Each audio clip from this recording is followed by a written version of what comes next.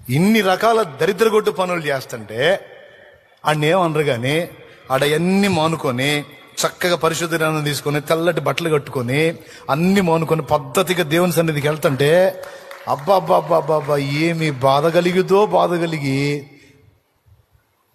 ఈ పక్కోడు ఆ పక్కోడు ఇంటి అనకోడు ఇంటి ముందోడు మొత్తం వచ్చి ఏంది మీ ఓడింది అట్ట పోతుంటే చెప్పవేంది అంటే ఈ ఎదవల్ని ఏం చేయాలా? వాడు బారు షాపుకు పోతే వాడిని ఏమనకపోతేవి, వాడు అక్రమ సంబంధాలు తిరిగితే వాడిని ఏమనకపోతే, వాడు చీట్ల ప్యాక్కి వెళ్తే ప్యాక్ ఆట ఆడుతుంటే, వాడు సెల్ ఫోన్లో ఆన్లైన్ రమ్మీ గేమ్ ఆడుతుంటే వాడిని ఏమనకపోతుంది. కుర్రోళ్ళు కాకపోతే ముసలోళ్ళు ఆడతారు అంటివి. విడికి బ్రతుకుతుంటే వాడిని ఏమనకపోతుంది.